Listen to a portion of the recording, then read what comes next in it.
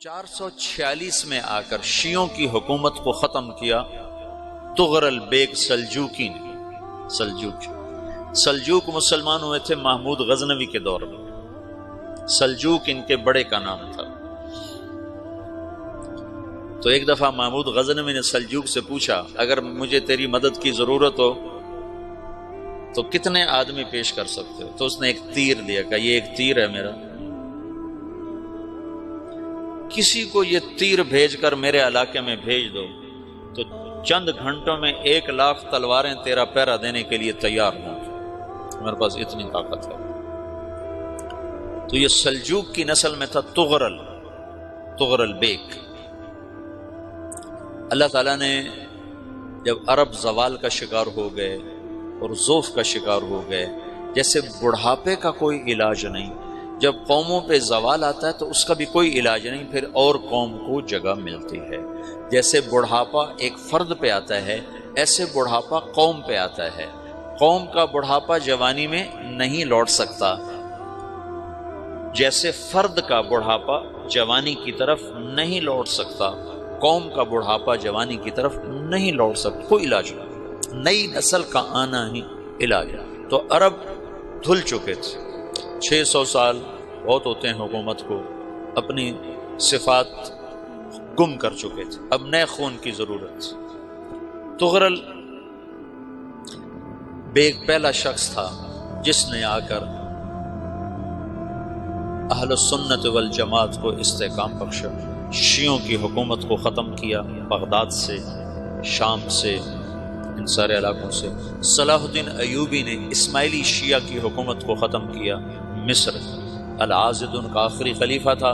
صلاح الدین ایوبی نور الدین زنگی رحمۃ اللہ علیہ کا پروردہ تھا، اس کا دوست تھا، اس کے دوست بھی تھا، بچہ بھی تھا اس کے سامنے، زیادہ لکھنے پڑھنے کا شوق تھا۔ پھر اللہ تعالیٰ نے اس سے کام لیا اور اس کو مصر کا گورنر بنا کے بھیجا، مصر کی مدد کے لیے بھیجا۔ تو وہاں اس نے صلاح الدین ایوبی نے وہاں ختم کیا، تغرل بیگ نے یہاں ختم کیا۔ تو پھر سلجوک جو تھے نا، یہ اقتدار میں آئے، ادھر ختم ہو گئی سلطنت بنو عباس کی، مصر ایک چھوٹی سی ترکوں کی سلطنت۔ تو اللہ تعالیٰ پھر مرکزیت کے لیے ایک نظام چلا ہے۔ دو لشکر آپس میں لڑ رہے ہیں ایک میدان میں، ایک جنگلی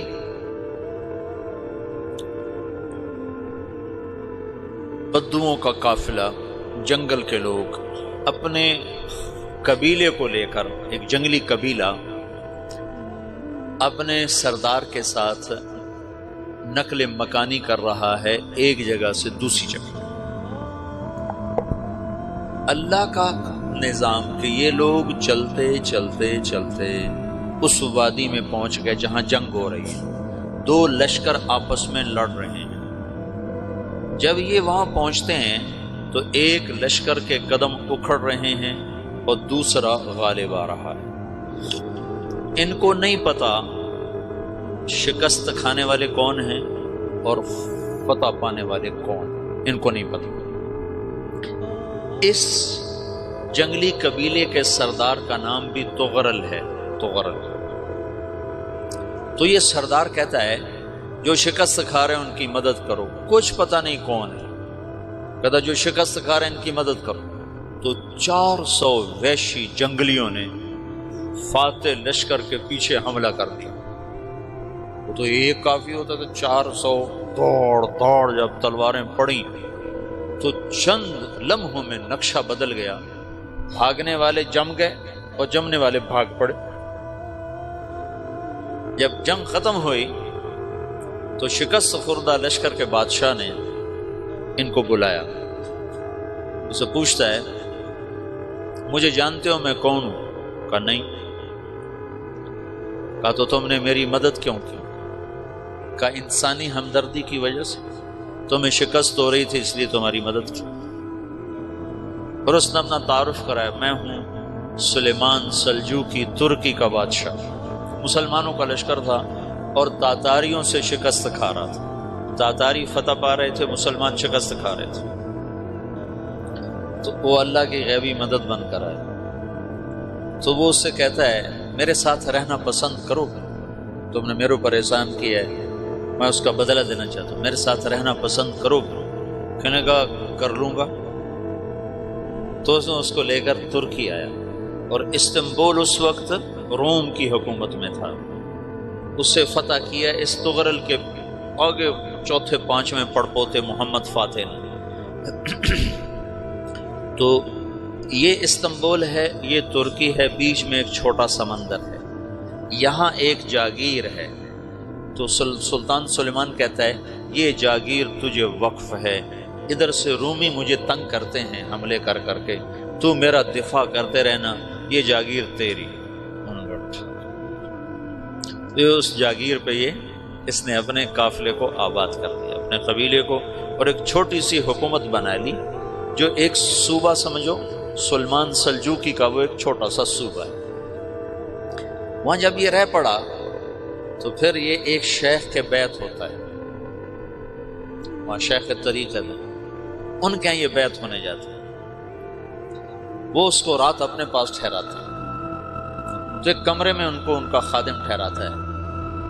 یہ جب کمرے میں جاتا ہے تو سامنے دیوار میں طاقچے پر قرآن پڑا ہوا ہے، تو یہ تغرل بیگ کہتا ہے یہ کیا ہے، یہ کیا ہے؟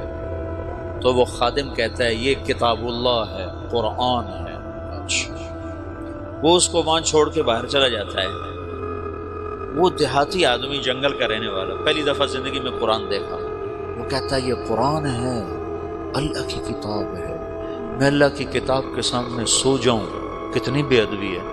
تو اس نے اسے قرآن اٹھایا اور سر پہ رکھ لیا اور کھڑا ہو گیا، ساری رات قرآن سر پہ رکھ کے کھڑا رہا۔ رات کے پچھلے پہر اس کو خواب آیا،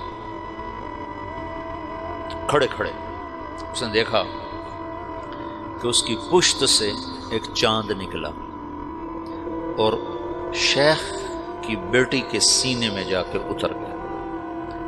پھر اس لڑکی کے سینے سے ایک درخت نکلا جو پھیلتے پھیلتے پھیلتے 3 بر اعظم پہ چھا گیا، افریقہ پر، یورپ پر، ایشیا پر۔